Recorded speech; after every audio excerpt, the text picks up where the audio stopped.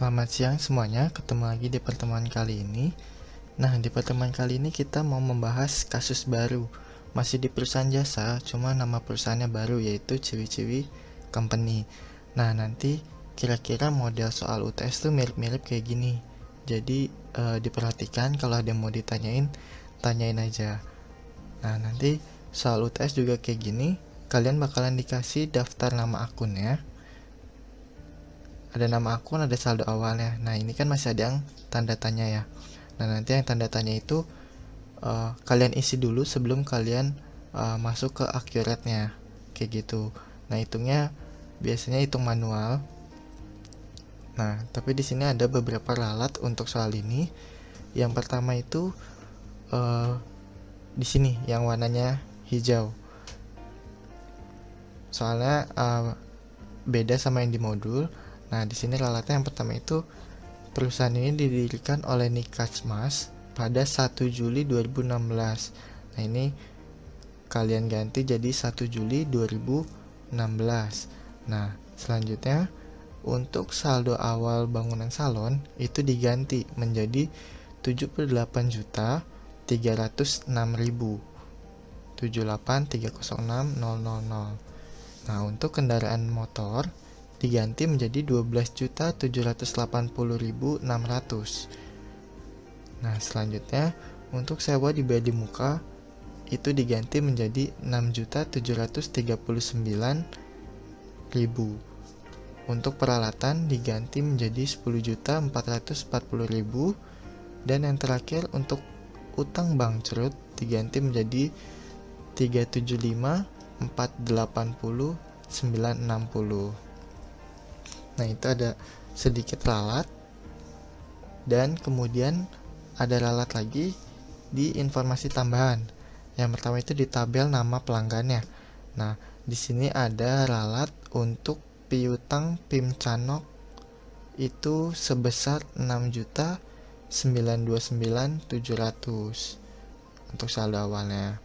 Nah, selanjutnya ada lagi di informasi tambahan yaitu utang usaha Gongyo adalah 1/5 jumlah total utang Lee Seung-gi dan Kim Woo-bin. Nah, ini kalian tambahin ada sedikit ralat. Nah, kemudian untuk transaksi juga ada sedikit ralat. Untuk tanggal 5 Januari melunasi utang kepada Haji Won sebanyak 3/10. Nah, ini diganti jadi 3/10. Nah, kemudian ralat lagi di 6 Januari PIM Canok melunasi utangnya sebanyak 2/6 dari total utang yang dibayarkan kepada Haji Won. Nah, itu diganti jadi 2/6. Terus kemudian satu lagi yang terakhir itu ada di adjustment. Dia bilang dengan biaya administrasi 4% lebih tinggi. Ini diganti jadi lebih tinggi, 4% lebih tinggi. Nah, oke. Itu untuk sedikit ralatnya. Selanjutnya kita langsung aja masuk ke pembahasan.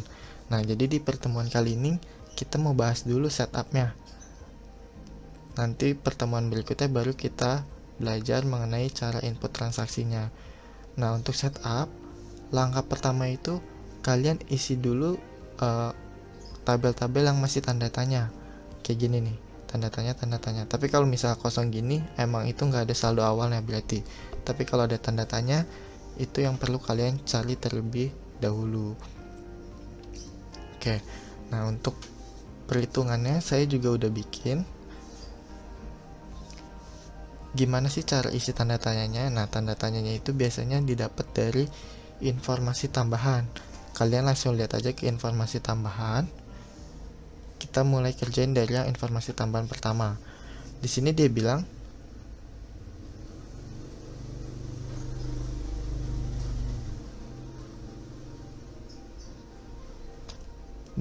bilang piutang Sanantacat adalah 1/5 dari total piutang. Utang Lee Seung-gi adalah 1/10 dari total utang usaha. Utang Kim Woo-bin adalah 2/10 dari total utang usaha. Dan kemudian ada lanjutan, utang usaha Gongyo adalah 1/5 dari total utang Lee Seung-gi dan Kim Woo-bin. Oke, kita masuk ke perhitungannya.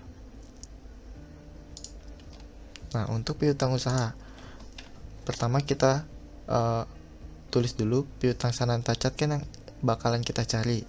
Di situ dia bilang adalah 1/5 dari total piutang. Nah, kita asumsiin total piutang itu sama dengan X. Oke, nah kalau udah baru kita bikin persamaan. Nah, persamaannya itu didapat dari mana sih? Nah, itu kalian lihat di tabel nama pelanggan. Pertama kita mau cari piutang dulu ya. Kan berarti yang kosong cuma piutang Sanantacat ya. Nah, berarti persamaannya total piutang itu kan sama dengan keseluruhan total piutang-piutang yang ada. Dari piutang Natasha ditambah Sanantacat ditambah Punpun ditambah Pim Chanok ditambah Chan Tafit. Nah, itu kan kalau di total semuanya jadi total piutang. Nah, makanya persamaannya juga sama. Berarti 5.328 piutangnya si Natasha ditambah piutangnya Sanantacat 1/5 X. Kenapa X? Tadi kan udah kita asumsikan total piutang itu X ya. Berarti 1/5 dari total piutang ditambah sama piutangnya Punpun 9725.600, terus ditambah lagi sama piutangnya Pim Chanok dan ditambah sama utangnya Chan Tafit sama dengan X, berarti sama dengan total piutang. Nah, ini ketemu 31.500. Itu dari mana? Itu tinggal kalian jumlahin aja. 5328 ditambah 9725 ditambah 6929700 ditambah 9516700 ketemu 31.500 sama dengan X dikurang 1/5 X. Nah, kalau gampangnya 1/5 nya ini kalian jadiin desimal aja, jadi ya 0,2 sama aja, mau 1/5 atau 0,2 X. Kan berarti kalau ini dikurang X itu kan sama dengan 1 ya, 1 dikurangin 0,2 sama dengan 0,8 X. Nah, 0,8 X itu nanti buat jadi pembagi si 31.500. Nah, jadi X itu sama dengan 31.500 dibagi 0,8 X. Dibagi 0,8. Nah, itu nanti ketemu X-nya. Jadi 31.500 dibagi 0,8. Nah, 0,8 tadi kayak udah saya bilang didapat dari 1X dikurangin 1/5 X atau 0,2 X. Ketemu 0,8 X. Nah, nanti setelah dibagi hasilnya ketemu untuk total piutangnya itu 39.375.000. Nah, itu nanti langsung kalian isi aja di tabelnya. Berarti 39.375. Oke. Nah, sekarang kita lanjut ke piutang. Kita lanjut ke utang. Oh iya, tadi berarti piutangnya kan udah ketemu totalnya ya. Totalnya 39.375. Nah, berarti kan piutang Sanantacat kan tinggal dikali 1/5 nya. Piutang Sanantacat ketemu 7.875. Gitu. Nah, terus kita lanjut ke utang usaha. Di sini dia bilang utang Lee Seung-gi adalah 1/10 dari total utang. Kim Woo-bin itu 2/10 dari total utang. Gongnya itu 1/5 dari Lee Seung-gi ditambah Kim Woo-bin. Nah, kita asumsiin juga sama total utang itu sama dengan X. Nah, berarti kita buat persamaan. Nah, caranya sama.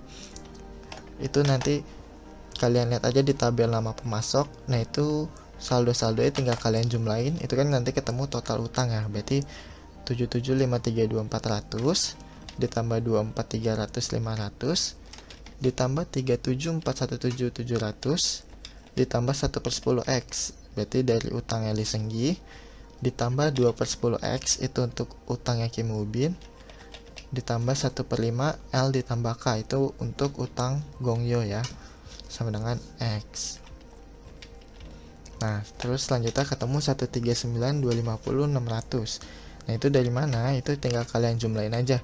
77.532.400 tambah 24.300.500 ditambah 37.417.700. Itu ketemu 139.250.600 ditambah 3/10 X. Itu dari mana? Dari 1/10 X ditambah 2/10 X. Terus ditambah lagi 1/5 dari 3/10x. Kenapa 3/10x? Karena kan dia bilang utangnya Lee Seung-gi ditambah Kim Woo-bin ya. Karena ini tadi kita udah tambahin kan, Lee Seung-gi sama Kim Woo-bin itu sebenarnya 3/10x. Makanya tinggal kita kaliin aja 1/5 nya dikali 3/10x sama dengan x nya. Nah, untuk lebih gampangnya kalian jadiin desimal lagi aja. 3/10 itu kan sama dengan 0,3x. Nah, ini didapat dari 0,3x kalian kali sama 1/5, nanti ketemu 0,06x. Nah, baru ini kan bisa dijumlah ya, berarti ketemu 0,36x. Nah, nanti kan pindah ruas ke sini ya, jadi 1x dikurangin 0,36x ketemu 0,64x. Nah, 0,64x itu nanti bakal jadi pembagi si 139, 250, 600. Ketemu 217, 579, 063.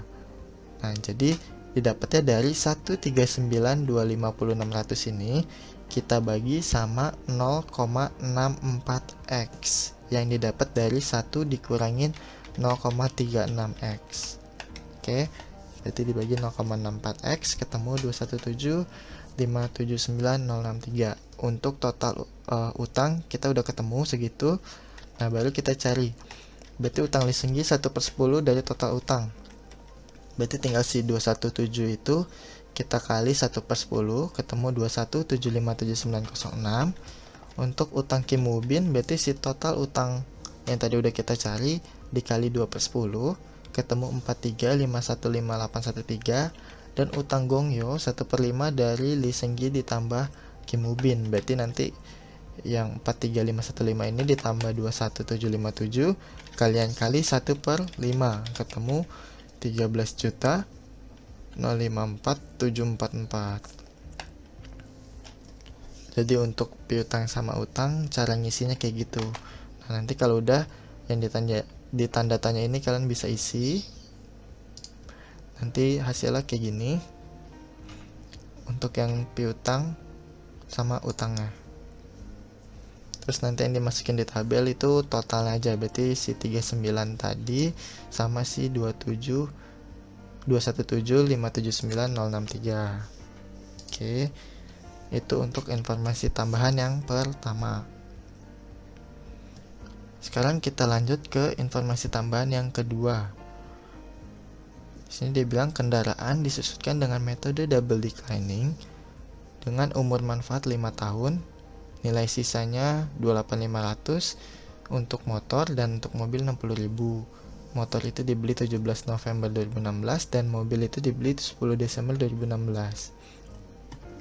Oke, ini sebenarnya caranya sama kayak pas kalian belajar di AD2, tinggal hitung akumulasi penyusutannya aja. Nah, yang pertama itu kendaraan.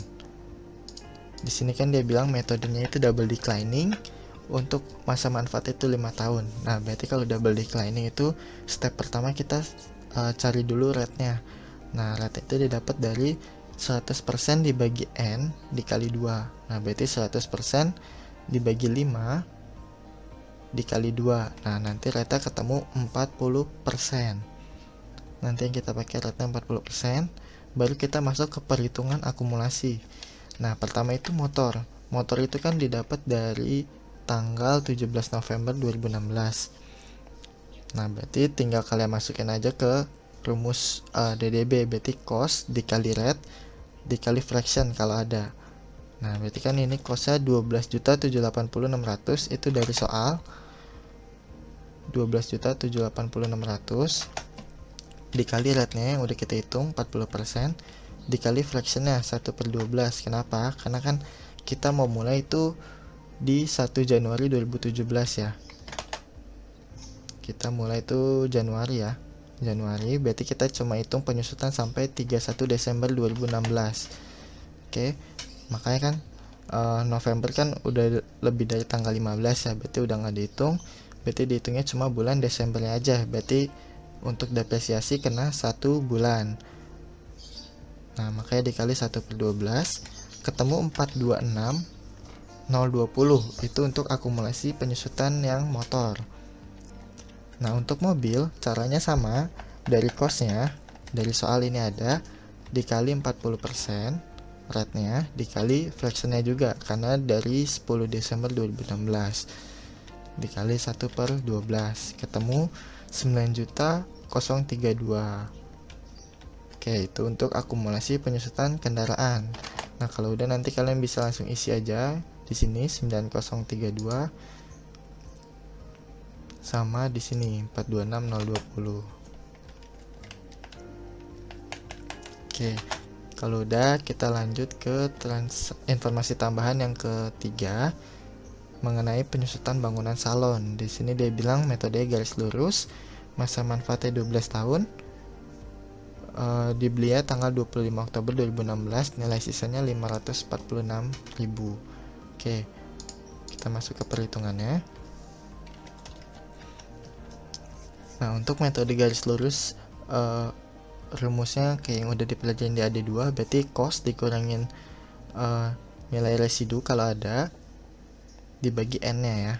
Oke, berarti kan di sini costnya 78306 dikurang 546 dibagi 12. 12 itu masa manfaatnya ya. Terus dikali lagi fractionnya, dikali 2/12. Kenapa? Karena kita belinya itu di tanggal 25 Oktober 2016. Berarti kan baru kena 2 bulan. Oktobernya nggak dihitung ya, berarti November, Desember, 2 bulan. Ketemu nanti hasilnya 1.080.000.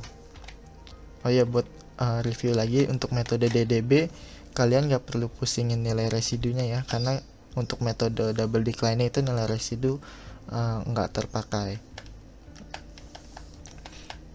Nah, kalau di metode garis lurus baru nanti buat ngurangin costnya kayak gitu. Oke, itu untuk akumulasi penyusutan bangunan.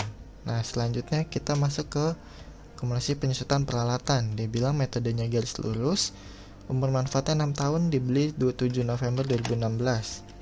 Oke, caranya sama, berarti tinggal costnya dikurangi nilai residu. Karena di sini nggak ada informasi terkait nilai residu, makanya kita isi aja 0 dibagi 6. 6 itu masa manfaatnya, dikali 1/12, karena kita beli di tanggal 27 November 2016, berarti baru kena 1 bulan untuk bulan Desember aja. Berarti akumulasinya sebesar 145.000. Nah, oke. Untuk selanjutnya, utang bunga. Nah, utang bunga itu didapat dari, kita lihat informasi tambahan yang nomor 6. Nah, untuk informasi tambahan yang nomor 5 ini kenapa nggak dikerjain sekarang? Nah, ini nanti buat di perhitungan adjustment kalian pakai informasi tambahan ini. Nah, kita langsung lanjut ke yang ke-6. Utang banjur merupakan utang jangka panjang dengan bunga 5% dibayarkan tiap bulan. Nah, itu didapat dari, berarti kita masukin utang bangkrutnya dari soal utang bangkrut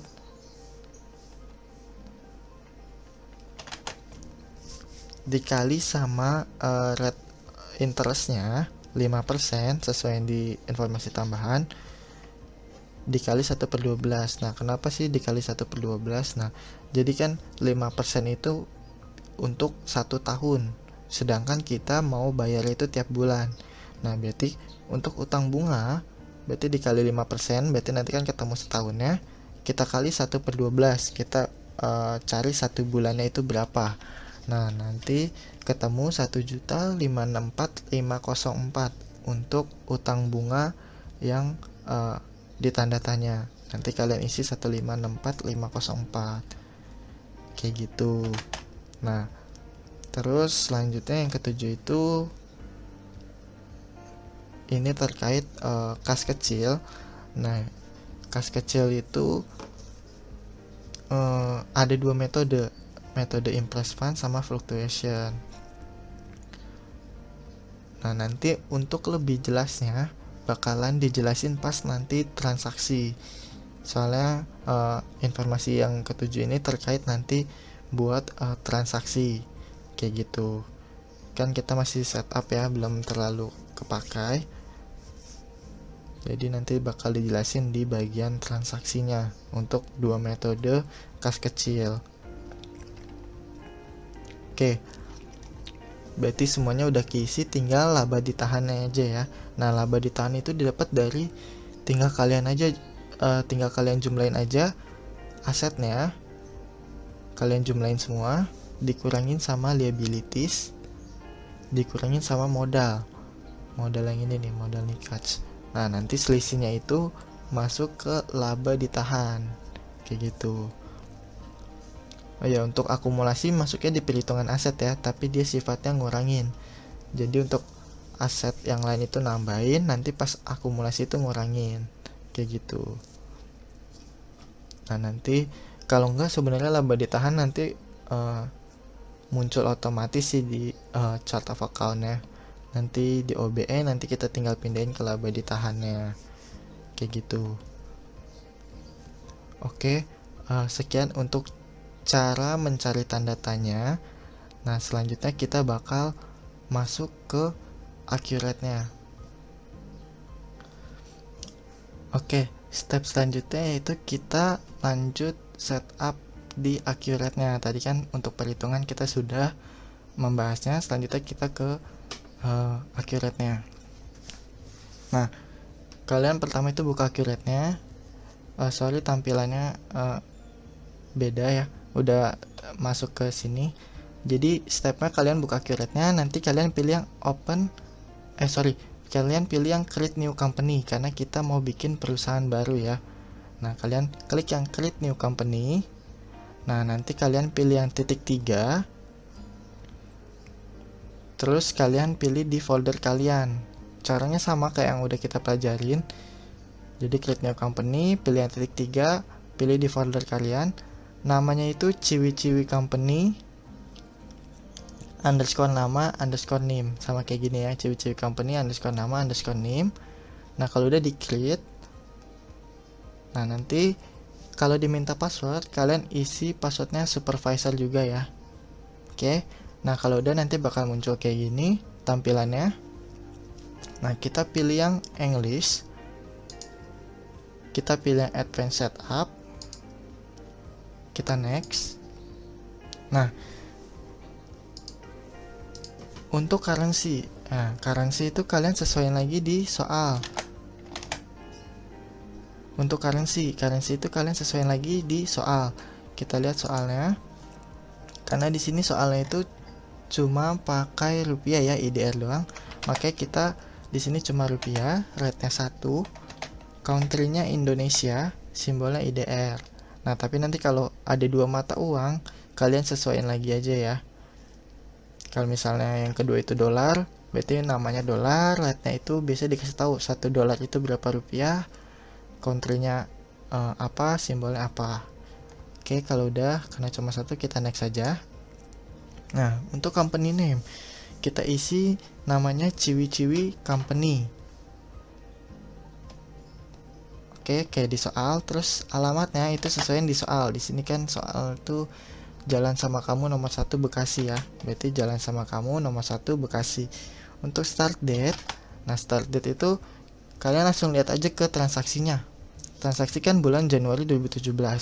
Nah, untuk start date kalian perlu ingat, start date itu selalu akhir bulan sebelumnya. Jadi karena ini Januari 2017, berarti akhir bulan sebelumnya berarti 31 Desember 2016 ya. Itu selalu.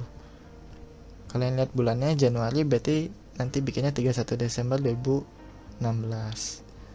Jadi di sini kita isi 31 Desember 2016. Fiscal year-nya kalian cuma perlu isi 16 aja. Nggak usah 2016, 16 aja. Oke, kalau udah bisa di next. Nah, ini untuk company tax information, taxable company date-nya kalian samain aja. Berarti di 31 Desember 2016. Tipenya itu jasa ya. Oke, kita next. Nah, ini untuk chart of account, nama akun. Kayak gitu. Nah, untuk nama akun kalian sesuaiin lagi aja di soal nih.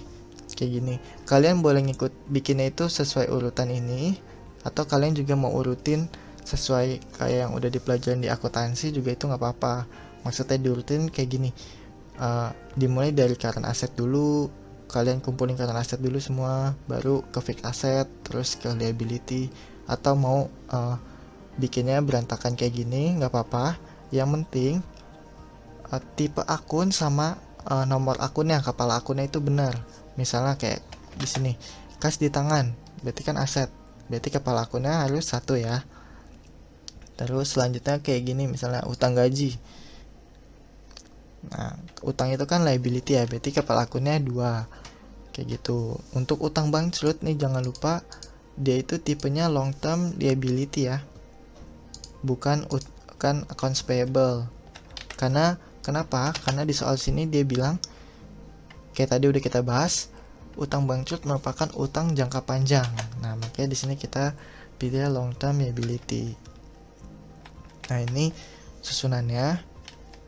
Sebelumnya saya udah buat. Terus untuk tipe akun, kalau misalkan nanti ada yang masih bingung atau mau ditanyain, kalian bisa tanya aja. Yang penting yang perlu kalian ingat itu yang kemarin udah dikasih tahu, yang kepala akun 1 sampai 9. Itu penting. Terus tipe akun buat disesuaikan sama nomor akunnya. Nah, ini kalian bisa lihat kayak gini ya susunan tipe akunnya sama nama akunnya. Kalian bisa lihat. Nah, terus saya lanjutin ke bawah ya. Oh iya, jangan lupa. Jadi kayak gini nih. Sorry. Nah, nanti kan gini. Akun tipenya kalian pilih, misalnya ini buat kas di tangan ya, cash or bank, akun nomor 101 kas di tangan, currency rupiah, opening balance. Nah, kan ada opening balance ya, di sini juga ada saldo awal. Nah, itu kalian boleh isi untuk saldo awal si kas di tangan sebesar 12.264.500. Nah, kalau udah di next terus, kalian isi opening balance nya sesuaiin sama di soal. Tapi ada beberapa akun yang nggak perlu kalian isi saldo awalnya di chart of account ini. Nah, apa aja sih yang nggak perlu kalian isi? Nah, ada beberapa akun ya. Yang pertama itu akun receivable atau piutang. Kita lihat piutangnya, kita edit. Nah, emang di sini nggak ada kolom opening balance-nya, jadi kalian nggak perlu isi. Nah, nanti itu ada tempatnya sendiri di setup berikutnya untuk ngisi saldo awal piutang. Pas isi nama customer sama saldo awalnya ya.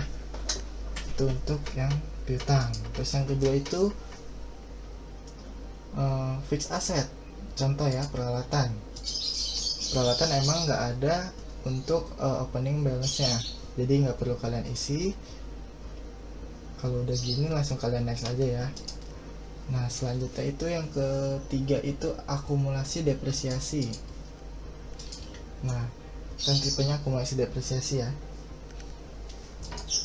Nah, karena di sini juga nggak ada opening balance-nya, jadi kalian nggak perlu isi. Nah, kalau udah, selanjutnya yang keempat itu utang usaha atau accounts payable. Nah, di sini juga nggak ada ya opening balance-nya. Nanti kalian isinya tuh pas di step isi nama vendor sama saldo awal vendornya. Terus selanjutnya itu laba ditahan.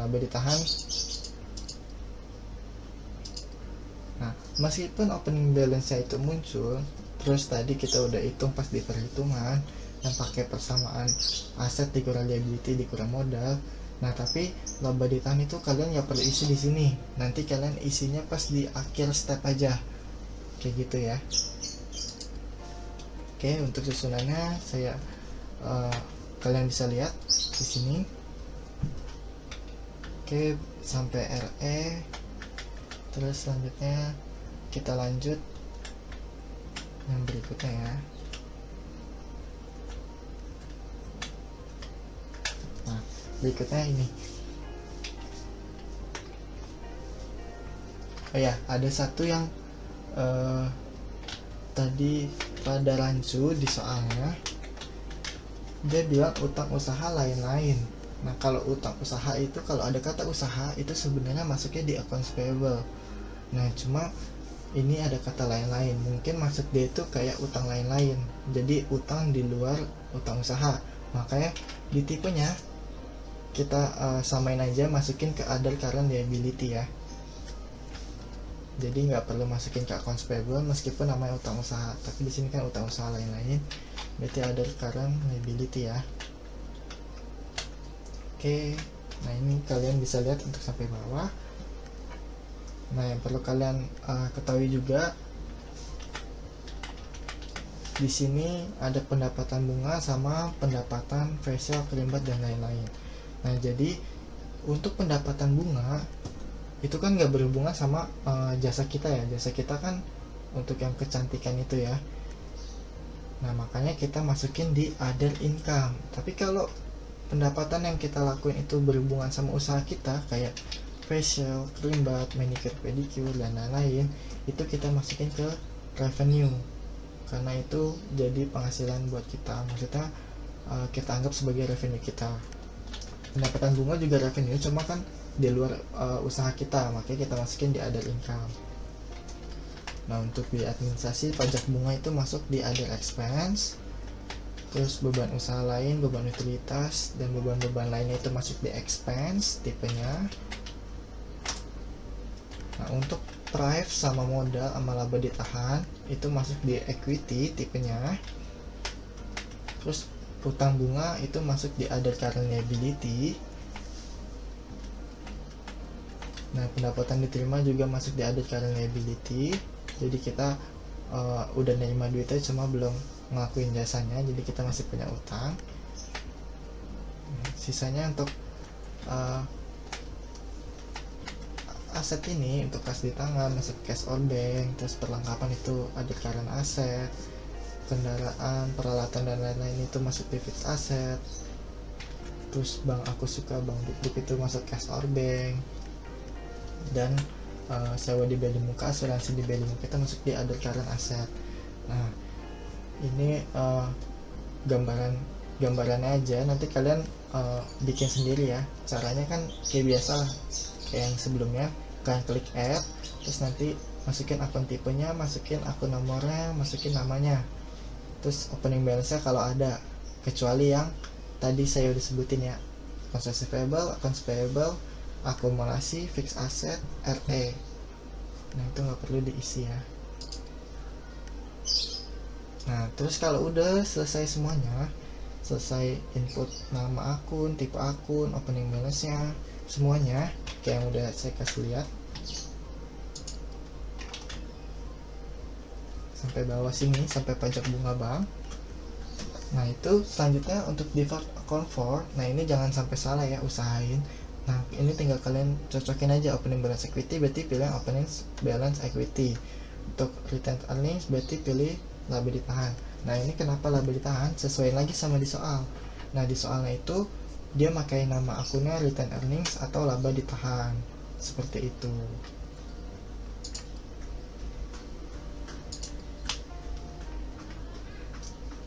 Nah kalau udah bisa kita next. Nah untuk di currency default account yang perlu kalian isi itu cuma atau diganti itu cuma ini, accounts payable sama accounts receivable. Nah accounts payable kan utang ya, berarti kita isi yang utang usaha IDR, piutang itu piutang usaha IDR. Untuk lainnya itu akun bawaan itu nggak apa-apa, isi aja kayak gini akun bawaan, karena emang harus diisi, nggak boleh kosong yang bawahnya. Nah kalau udah kita next. Nah term of payment di sini sesuai lagi di soal. Di soal tuh nggak ada yang berhubungan sama term of paymentnya ya, nggak ada yang membahas tentang term of payment. Jadi kita enter terus aja sampai muncul COD ya. Nah untuk teks ini kepakai buat nanti perusahaan dagang pakai pajak pertambahan nilai kayak gitu, karena di sini masih jasa belum ada pajaknya ya. Kalau udah kita next. Nah untuk customer type itu sesuai lagi sama di soal. Di soal ada nggak tipe customernya, karena di sini nggak ada, jadi kita pilih aja general ya, bawaan, nggak apa-apa. Tapi kalau misalkan ada, contohnya misalnya tipe pelanggannya itu lokal non lokal, nah itu nanti kalian isi di sini, bisa bikin dua. Oke, kayak gitu. Untuk shipment method itu buat di nanti perusahaan dagang. Kalau udah kita next saja. Nah, kita masukin nama customer. Di sini nama customernya kalian ikutin aja. Yang ini ya, di tabel nama pelanggan, terus kalian isi saldo awalnya. Misalnya C001, kalian tulis namanya Natasha Naoljam, kalian enter terus, nanti opening balance-nya diisi sesuai yang tadi perhitungan kita udah hitung juga kalau yang buat tanda tanya, tapi kalau yang udah ada kita tinggal langsung catat aja. Berarti yang pertama 5328, terus kalian enter terus sampai muncul C002, masukin Sananta Cat, Pun sampai Cantafit ya. Nah, di sini kan saya cuma contoh doang ya. Jadi namanya cuma nama depannya, tapi nanti pas tes atau quiz kalian tulis nama lengkapnya aja ya. Emang biasa sih namanya aneh-aneh, cuma ya udahlah nggak apa-apa, kalian ikutin aja kayak gitu. Nah, sampai semua nama customernya udah tercatat sama opening balance juga, jangan lupa ya. Nah, kalau udah kayak gini kita next. Nah, lanjut ke vendor. Cara inputnya juga sama, sesuaiin sama di nama pemasok sini nih. Yang pertama kan Haji Won, V001 Haji Won, enter, masukin opening balance nya kayak gitu, terus enter terus sampai semua ke input ya, sampai Gongyo. Tadi kan saldonya udah kita hitung tuh, si Lee Seung-gi, Kim Woo-bin sama Gongyo ya. Nah, kalau udah kayak gini, karena untuk perusahaan jasa step terakhir itu cuma sampai vendor, nah kita bisa langsung klik yang last saja, klik last terus finish. Nah, terus selanjutnya kita ke general ledger, terus pilih chart of account. Nah, di sini kalian lihat kan berarti fixed asset gitu-gitu kan belum ada ya angkanya ya. Nah, kita baru mau input yang fixed assetnya kayak gitu. Oke, berarti itu kita input di jurnal voucher, kita klik yang jurnal voucher. Nah, untuk date-nya kita masukin aja tanggal 31 Desember 2016. Ini saldo awal aset tetap. Nah, karena kita mau masukin saldo awal aset tetap yang di sini belum ada, nah kita berarti debitin semua asetnya, terus kreditin semua akumulasinya juga. Nanti selisihnya kita masukin ke opening balance equity ini ya. Oke, berarti kita pertama itu kita masukin dulu asetnya. Aset yang pertama itu kendaraan mobil ya. Kendaraan mobil kita masukin sebesar 270.960.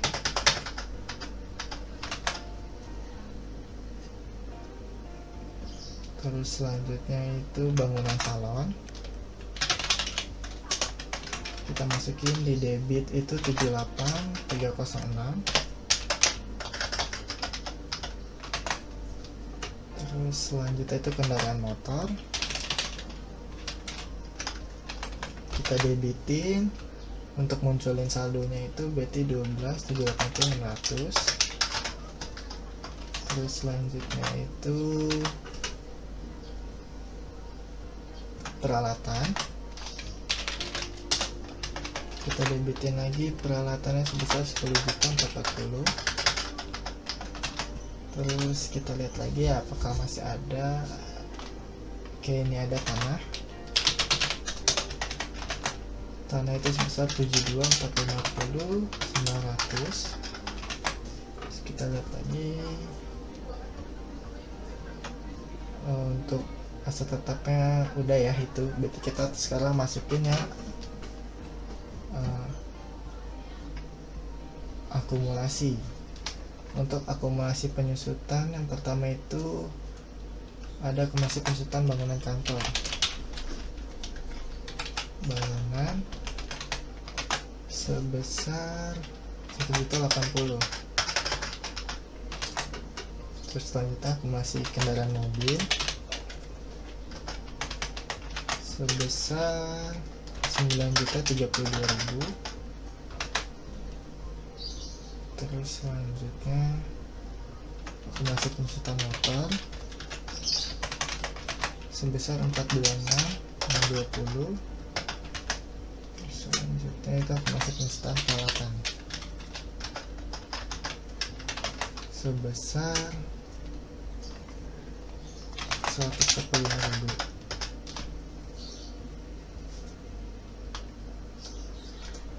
Untuk tanah berarti kita nggak ada akumulasinya ya, karena tanah nggak diakumulasiin penyusutannya. Terus, nah kan masih ada selisih nih debit sama kreditnya. Nah itu dimasukin ke opening balance equity.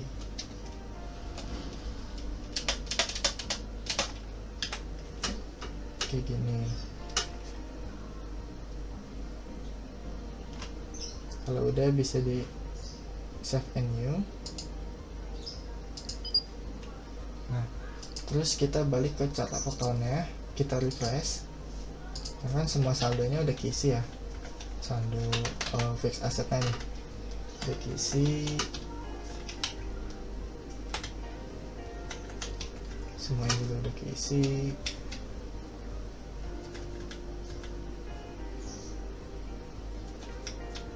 Nah tinggal laba ditahan nih, laba ditahan kan belum diisi ya. Terus ada opening balance equity. Nah yang perlu kalian ingat, saldo opening balance equity itu harus 0 ya, harus 0 kayak gitu. Nah selanjutnya setelah kita isi saldo awal fixed asset sama akumulasi penyusutan, kita mau isi saldo laba ditahan. Caranya sama di jurnal voucher juga di 31 Desember 2016. Deskripsinya saldo awal RE. Nah, karena RE itu normalnya di kredit ya, berarti debitnya tetap ke opening balance equity. Nah itu sebesar berapa? Sebesar sisanya si opening balance equity 276, 351, 298, 276, 351, 298 pada laba ditahan. Begini ya, sesuaian lagi 276, 351, 298. Ini untuk jurnal saldo awal RE. Nah jadi si jurnal ini masih masuk di tahap setup ya, sebelum transaksi. Makanya di tanggalnya pun masih dibikin tanggal 31 Desember karena ini sebelum transaksi, jadi masih jatuhnya masih di setup. Nah kalau udah bisa di save and close.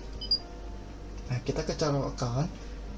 Nah di sini kan laba ditahannya masih kosong ya, kalian klik refresh dulu nih.